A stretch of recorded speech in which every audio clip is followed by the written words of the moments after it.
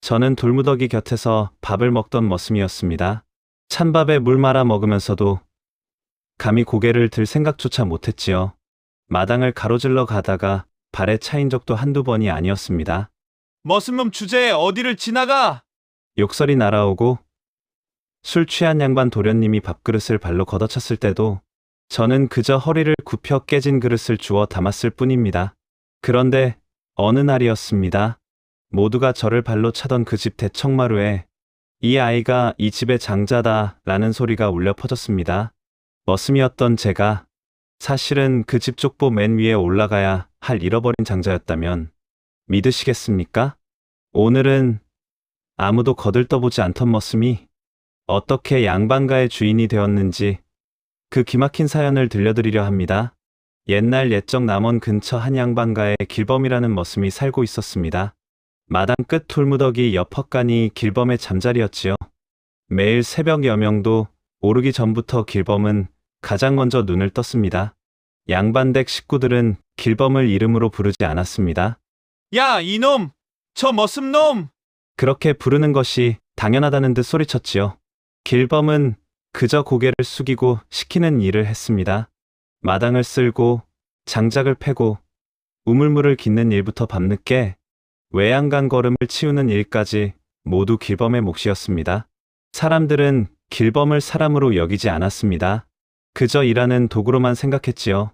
밥상이 차려지는 시간, 주인들은 대청마루에서, 하인들은 부엌에서 식사를 했습니다. 하지만 길범은 부엌 뒤장독대 옆에 쪼그리고 앉아 찬밥에 된장국 국물만 말아 먹었습니다. 어느 날 저녁, 둘째 도령이 부엌을 지나가다 길범을 발견했습니다. 둘째 도령은 코웃음을 치더니 발로 길범의 밥그릇을 걷어찼습니다. 걔도 이보단 나은 밥을 먹겠구나. 밥그릇이 뒤집어지며 찬밥알이 흙바닥에 흩어졌습니다. 길범은 고개를 더 깊이 숙였습니다. 둘째 도령은 비웃으며 사랑채로 돌아갔고 길범은 떨리는 손으로 흙 묻은 밥알을 주워 담았습니다. 배는 고팠지만 눈물은 나오지 않았습니다. 이미 익숙해진 일이었으니까요. 그날 밤 길범은 헛간에 누워 잠을 청했습니다. 이상한 꿈을 꾸었습니다. 꿈속에서 길범은 커다란 대문 앞에 서 있었고 하늘에는 붉은 달이 떠 있었습니다. 대문 위 문패가 천천히 바뀌며 낯선 글자들이 빛을 내며 새겨졌습니다. 특히 두 글자가 유독 밝게 빛났습니다. 하나는 길할 길지 자였고 다른 하나는 영원할 영영자였습니다. 길범은 꿈속에서 그 글자를 향해 손을 뻗었습니다. 하지만 손이 닿기 직전 새벽 닭이 울며 잠에서 깼습니다. 가슴이 두근거렸습니다. 무슨 뜻인지 알 수 없었지만 예사롭지 않다는 느낌만은 확실했지요. 며칠 후 길범은 주인 대감의 심부름으로 장에 갔습니다. 장에서 보리를 마치고 돌아오는 길, 목이 말라 길가 주막에 들어갔습니다. 주막 안구석에 회색 승복의 노승이 막걸리를 마시고 계셨지요. 길범이 물을 마시는데 노승이 길범을 유심히 바라보았습니다. 노승은 길범에게 다가왔습니다. 이놈, 눈빛이 머슴이 아니구나. 길범은 당황하여 고개를 숙였습니다. 노승은 길범의 이마와 어깨를 자세히 살폈습니다. 길범의 왼쪽 어깨에는 별 모양의 희미한 흉터가 있었지요. 노승은 그것을 보고 의미심장하게 웃었습니다. 흥미롭구나. 참으로 흥미로워. 길범이 주막을 나서려 하자 노승이 다시 불렀습니다. 내게 물어볼 것이 있다. 태어나던 날 무슨 일이 있었는지 아느냐? 길범은 버려졌다는 말만 들었다고 답했습니다. 노승은 하늘을 올려다보며 말했습니다. 내 이름은 물 위에 띄운 나무숲이 아니다. 뿌리가 있는 나무이지. 그 뿌리를 찾는 날 내가 서 있어야 할 자리를 알게 될 것이다. 노승은 그 말을 남기고 주막 안으로 들어갔습니다. 며칠 후 양반댁에는 한갑잔치 준비로 온 집안이 들썩였습니다. 길범은 새벽부터 밤까지 쉴 틈 없이 부려졌습니다. 어느 날 밤 해가 진 후에도 길범은 마당에서 장작을 패고 있었습니다. 둘째 도령이 술에 취해 나와 길범의 뺨을 때렸습니다. 내 신세는 죽어도 머슴이다 알겠느냐? 길범은 아무 말도 하지 않았습니다. 하지만 이상했습니다. 평소라면 그저 참았을 텐데 오늘은 가슴속에 무언가가 꿈틀거렸습니다. 노승의 말이 떠올랐습니다. 내 이름은 물 위에 띄운 나무숲이 아니다. 길범은 밤하늘의 달을 올려다보았습니다. 나는 정말 평생 머슴일까? 길범의 마음속에 작은 의문이 싹트기 시작했습니다. 어느 날, 길범은 오래된 헛간을 청소하라는 명을 받았습니다. 구석구석을 청소하던 중, 낡은 가마 보자기 사이에서 뭔가 딱딱한 것이 손에 잡혔습니다. 조심스럽게 꺼내보니 낡은 비단보에 쌓인 작은 목패였습니다. 목패에는 글자가 새겨져 있었습니다. 길범은 글을 읽을 줄 몰랐지만 예사롭지 않다는 것은 느낄 수 있었습니다. 길범은 부르는 소리에 황급히 목패를 옷 속에 숨겼습니다. 그날 밤 달빛 아래 목패를 살펴보니 앞뒤로 글자들이 빼곡히 새겨져 있었습니다. 길범은 목패를 가슴에 품었습니다. 그날 밤 다시 이상한 꿈을 꾸었습니다. 꿈속에서 한 아기가 울고 있었고 누군가 그 아기를 안고 어둠 속으로 사라졌습니다. 그리고 붉은 달이 떠올랐지요. 길범은 식은땀을 흘리며 잠에서 깼습니다. 어느 날 길범이 장터에 갔다가 서당 훈장 김 훈장을 만났습니다. 김 훈장은 길범을 자신의 서당으로 데려가 물과 떡을 주었습니다.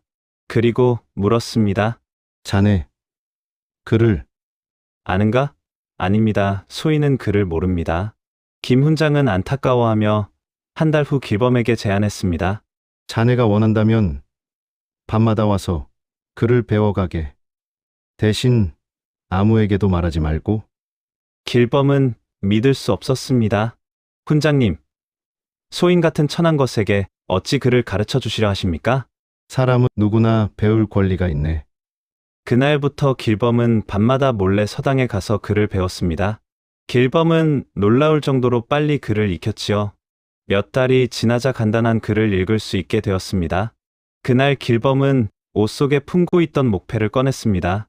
이제는 읽어볼 수 있을 것 같았습니다. 촛불을 켜고 떨리는 손으로 목패를 펼쳤습니다. 목패에 새겨진 글자를 하나하나 읽어 내려갔습니다. 박씨 댁 장자 출생길범의 심장이 쿵쾅거렸습니다. 박씨 댁이라면 지금 자신이 머슴살이를 하고 있는 바로 이 집안이 아닙니까? 생년 병진년 7월 보름 22년 전입니다. 자신의 나이와 정확히 일치했습니다. 아명 기령지 영 길범은 숨이 막혔습니다. 기령, 꿈에서 보았던 바로 그 글자였습니다. 뒷면을 보았습니다. 왼쪽 어깨에 별 모양 표식. 태어난 지 사흘 만에 실종 길범은 무의식적으로 자신의 왼쪽 어깨를 만졌습니다. 그곳에는 태어날 때부터 있었던 별 모양 흉터가 있었습니다. 길범의 머리가 복잡해졌습니다. 설마 자신이 이 집안의 장자란 말인가? 하지만 그럴 리가 없었습니다.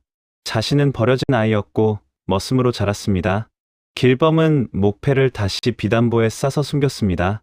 그날 밤 한숨도 자지 못했습니다. 며칠 후 길범은 다시 김 훈장을 찾아가 조심스럽게 물었습니다. 훈장님, 박씨 댁에 대해 아시는 이야기가 있으십니까? 김 훈장의 얼굴이 굳어졌습니다. 오래된 소문 하나가 있긴 하네. 김 훈장은 이야기를 시작했습니다. 20여 년 전쯤 박 대감댁에 장자가 태어났다네. 하지만 태어난 지 사흘 만에 아이가 갑자기 사라졌지. 그 이후로 박 대감댁은 기울기 시작했다네. 김 훈장은 말을 이었습니다. 마님께서 태몽을 꾸셨다는 이야기가 있네. 붉은 별이 하늘에서 떨어져 아이 어깨에 내려앉는 꿈이었다고 하네. 그래서 아이 어깨에는 별 모양 표식이 있을 거라고 했다네. 길범의 온몸에 소름이 돋았습니다.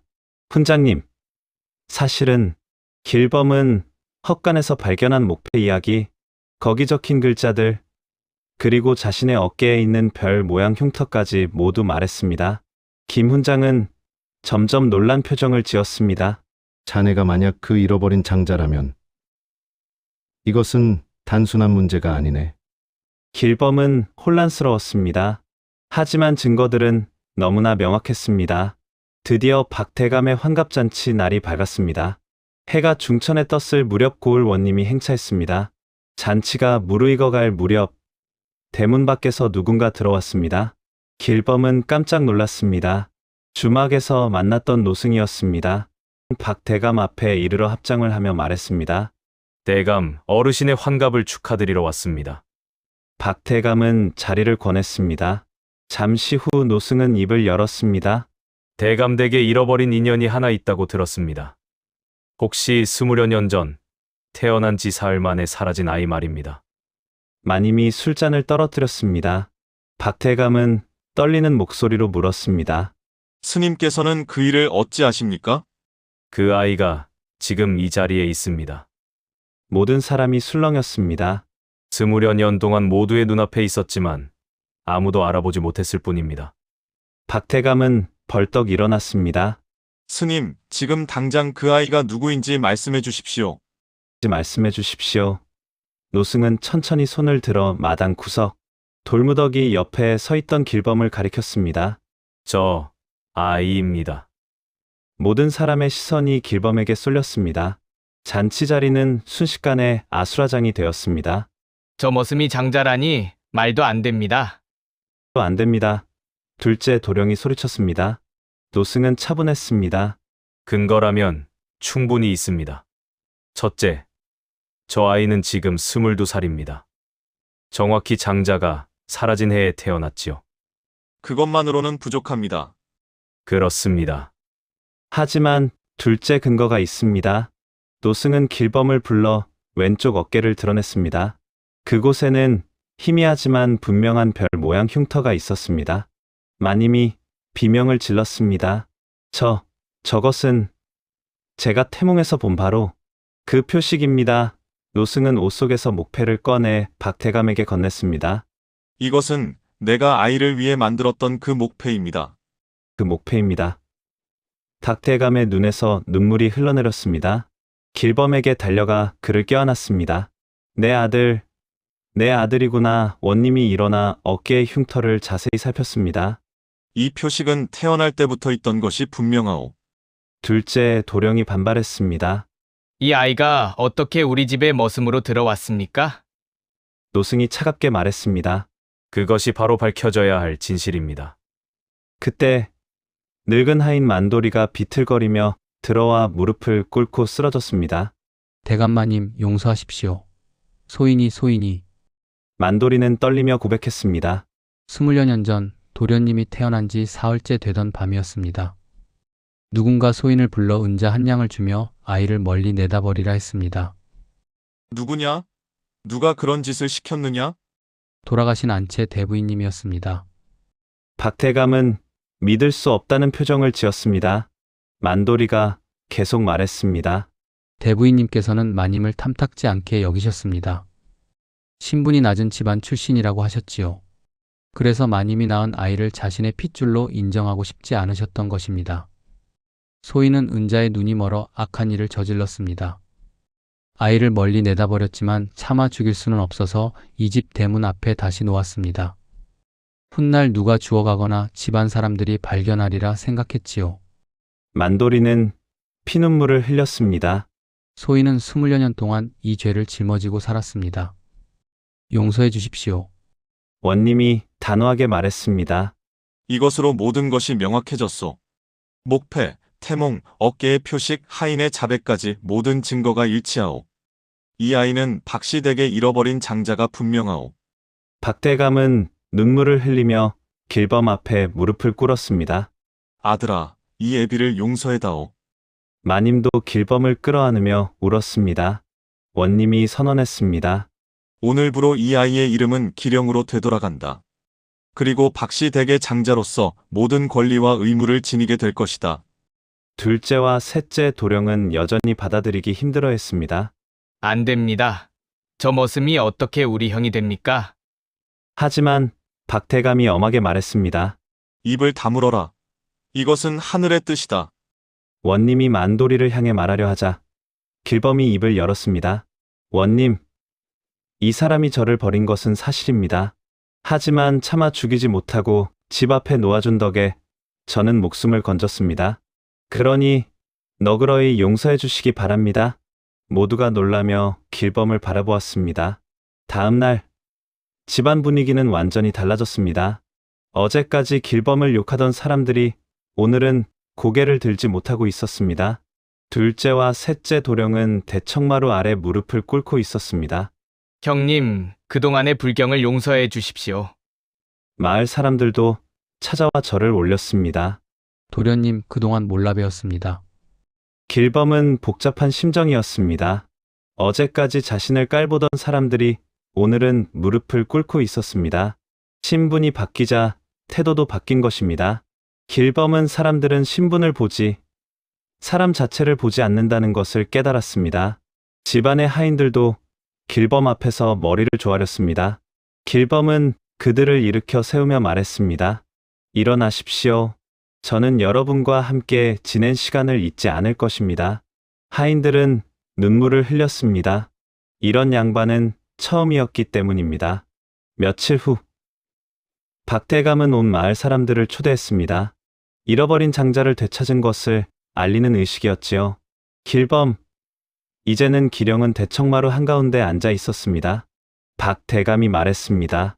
오늘은 우리 집안의 기쁜 날입니다. 20여 년 만에 잃어버린 장자를 되찾았습니다. 기령은 조용히 일어나 입을 열었습니다.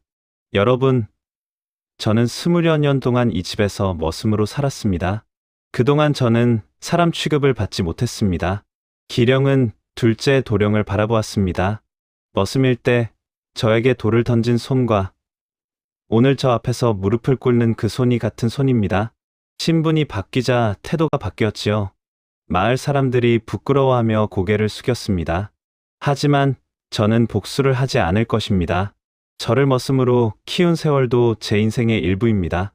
그 세월이 있었기에 저는 사람의 고통을 알게 되었고 낮은 자리의 마음을 이해하게 되었습니다. 기령은 박대감을 바라보았습니다. 아버님, 저는 장자로서 이 집안을 바르게 세우고 싶습니다. 높은 사람은 낮은 사람을 업신여기지 않고 낮은 사람은 높은 사람을 두려워하지 않는 집안을 만들고 싶습니다. 박대감의 눈에 눈물이 고였습니다. 노승이 앞으로 나와 말했습니다. 이 아이는 진정한 장자의 마음을 가지고 있구나. 둘째와 셋째 도령은 진심으로 형님께 절을 올렸습니다. 며칠 후 정식으로 족보를 고치는 의식이 거행되었습니다. 박대감이 붓을 들고 떨리는 손으로 족보의 맨 위에 글을 썼습니다. 장자 기령지 영박대감은 하늘을 향해 절을 올렸습니다. 조상님들께 아뢰옵니다. 잃어버렸던 장자를 되찾아 제자리에 올려놓습니다. 의식이 끝난 후 기령은 박대감에게 제안했습니다. 아버님, 제가 머슴으로 지내던 헛간을 작은 불당으로 바꾸고 싶습니다. 그곳에서 저는 많은 것을 배웠습니다. 그 장소를 기억하고 싶습니다. 며칠 후 헛간 자리에 작은 불당이 세워졌습니다. 기령은 매일 아침 불당에 가서 절을 올렸습니다. 여기서 자란 장자가 이 집을 바로 세우겠습니다. 노승도 불당을 찾아왔습니다. 잘했구나. 과거를 잊지 않는 것이 미래를 바르게 만드는 길이다. 장자가 된 후에도 기령의 생활은 크게 달라지지 않았습니다. 여전히 새벽이면 가장 먼저 일어났습니다. 어느 날 아침, 하인들이 깜짝 놀랐습니다. 기령이 직접 마당을 쓸고 있었기 때문입니다. 도련님, 그런 일은 저희가 하겠습니다. 하인들이 황급히 달려왔지만 기령은 빗자루를 내려놓지 않았습니다. 괜찮습니다. 머슴이 하던 일을 안다고 해서 주인이 일을 못하는 것은 아닙니다. 하인들은 감동했습니다. 기령은 집안의 하인들을 하나하나 불러 이야기를 나누었습니다. 힘든 일은 없으신가? 필요한 것은 없으신가? 하인들은 처음에는 당황했지만 점차 마음을 열었습니다. 도련님, 사실 저희 사는 곳이 너무 추워서 겨울이 힘듭니다. 기령은 즉시 하인들의 처소를 고쳐주었습니다. 사람이 추위에 떨면서 어찌 제대로 일을 하겠습니까? 마을 사람들도 기령의 소문을 들었습니다. 박대감댁 장자도련님은 하인들을 사람으로 대우한다더군. 어느 날 마을에 큰 비가 내려 한 농가의 집이 무너졌습니다. 기령은 소식을 듣자마자 달려가 직접 무너진 집을 다시 세우는 것을 도왔습니다. 마을 사람들이 말렸습니다. 도련님, 도련님께서 직접 이런 일을 하시면 안 됩니다. 하지만 기령은 계속 일했습니다. 제가 머슴일 때는 아무도 도와주지 않았습니다. 하지만 이제 제가 도울 수 있으니 도와야지요. 마을 사람들은 감동의 눈물을 흘렸습니다. 저런 양반이라면 무릎을 꿇고 섬길 만하다. 둘째와 셋째 도령도 점차 형님을 진심으로 따르기 시작했습니다. 형님, 저희도 도와드리겠습니다. 세 형제는 함께 땀을 흘리며 마을 사람들을 도왔습니다. 박대감은 그 모습을 보며 눈물을 흘렸습니다. 우리 집안이 다시 바로 서고 있구나. 기령은 집안의 재산을 관리하며 어려운 사람들을 도왔습니다. 가난한 집에는 곡식을 나누어 주었고 병든 사람에게는 약값을 대주었습니다. 재산은 쌓아두는 것이 아니라 나누는 것입니다. 마을 사람들은 기령을 진심으로 존경하게 되었습니다. 기령의 명성은 점차 멀리까지 퍼져나갔습니다. 세월이 흘렀습니다. 기령은 박시댁을 훌륭하게 이끌었고 집안은 다시 번성했습니다. 집안 사람들이 서로를 존중하고 마을 사람들이 진심으로 따랐기 때문이었지요. 어느 날 기령의 아들이 물었습니다. 아버지께서는 어렸을 때 어떠셨나요? 기령은 아들을 무릎에 앉히고 이야기를 시작했습니다. 아버지는 어렸을 때 머슴이었단다. 머슴이요? 그래. 이 집 돌무더기 옆 헛간에서 지냈지. 찬밥을 먹고 발로 차이며 살았단다. 그런데 어떻게 지금 장자가 되셨어요? 하늘의 뜻이었단다. 하지만 아버지가 배운 가장 큰 교훈은 다른 것이야. 사람 위에 사람 없고 사람 밑에 사람 없다는 것이란다. 그럼 모든 사람이 똑같은 건가요? 그렇단다. 사람은 모두 똑같이 소중하단다. 다만 자리가 다를 뿐이지. 기령은 아들을 안고 불당으로 갔습니다. 이곳이 아버지가 머슴으로 지내던 곳이란다. 아버지는 이곳을 잊지 않기 위해 불당으로 만들었지. 왜 잊지 않으려고 하세요? 낮은 곳에 있어 본 사람이 높은 곳에서도 낮은 곳을 볼 수 있단다. 아들은 아버지의 말을 가슴에 새겼습니다. 세월이 더 흘러 마을 아이들에게 박시댁 이야기가 전설처럼 전해졌습니다. 돌무더기 곁에서 찬밥을 먹던 머슴이 사실은 이 집의 장자였대. 어느 날 기령은 나이가 들어 병상에 누웠습니다. 기령은 아들의 손을 잡고 말했습니다. 아들아, 아버지가 마지막으로 당부한다. 사람을 발로 차던 발은 언젠가 무릎 꿇게 되고 사람을 일으켜 세워주던 손은 언젠가 높이 받들어지게 마련이란다. 명심하겠습니다. 아버지. 기령은 편안한 표정으로 눈을 감았습니다. 장례식 날 온 마을 사람들이 모여 울었습니다. 진정한 어른을 잃었구나. 기령의 묘 앞에는 비석이 세워졌습니다. 머슴에서 장자로, 장자에서 어른으로 박씨, 댁 장자 기령지며 세월이 흐르고 또 흘러 이 이야기는 대대로 전해졌습니다. 사람들은 이 이야기를 통해 배웠습니다. 신분이 사람을 만드는 것이 아니라 사람이 신분을 만든다는 것을, 높은 자리에 있을 때 더욱 낮은 곳을 봐야 한다는 것을. 기령의 아들은 아버지의 가르침을 그대로 실천했습니다. 그는 하인들을 존중했고 마을 사람들을 아꼈습니다. 우리 아버님께서 그러셨습니다. 사람을 신분으로 보지 말고 사람 자체로 보라고 말입니다. 마을 사람들은 대대로 기령의 이야기를 자식들에게 들려주었습니다. 옛날에 이 마을에 머슴이 한 명 있었단다. 그런데 그 머슴은 사실 양반집 장자였지. 그분은 장자가 된 후에도 겸손했고 사람들을 귀하게 대했단다. 아이들은 눈을 반짝이며 물었습니다. 그래서 어떻게 되었어요? 그분 덕분에 우리 마을이 평화로워졌단다. 양반도 상놈도 서로를 존중하게 되었지. 불당은 세월이 흘러도 그 자리를 지켰습니다. 사람들은 불당을 지나며 기령을 기억했습니다. 저곳에서 머슴이 잠을 잤고 그 머슴이 장자가 되었으며 장자가 진정한 어른이 되었지. 수십 년이 흘렀습니다. 박시댁은 여전히 마을에서 가장 존경받는 집안이었습니다. 하지만 그 이유는 재산이나 권력 때문이 아니었습니다. 대대로 기령의 가르침을 실천했기 때문이었습니다. 기령의 손자도 증손자도 모두 같은 가르침을 배우며 자랐습니다. 우리 집안의 시조께서는 머슴으로 태어나셨다? 아니, 장자로 태어나셨으나 머슴으로 자라셨다? 그 고난이 우리 집안의 가장 큰 자산이다. 마을에는 작은 비각이 세워졌습니다. 그 안에는 기령의 이야기가 적힌 비석이 있었지요. 마을 사람들은 아이들을 데리고 비각을 찾아가 이야기를 들려주었습니다. 이 비석에 적힌 이야기를 잘 들어라. 사람을 대할 때는 그 사람의 신분이 아니라 그 사람의 마음을 보아야 한다. 오늘 머슴이 내일 주인이 될 수도 있고 오늘 주인이 내일 머슴이 될 수도 있다. 그러니 언제나 사람을 귀하게 대해야 한다. 불당에는 향이 끊이지 않았습니다. 사람들은 어려운 일이 있을 때마다 불당을 찾아가 기도했습니다. 기령 어른의 지혜를 주십시오. 높은 자리에 있을 때 낮은 곳을 볼 수 있는 마음을 주십시오. 어느 날, 먼 곳에서 온 선비가 마을을 찾아왔습니다. 이곳이 바로 그 유명한 박씨 댁이 있는 마을이로군요. 머슴이 장자가 된 이야기를 책에서 읽고 직접 보러 왔습니다. 마을 사람들은 자랑스럽게 불당과 비각을 보여주었습니다. 이곳입니다.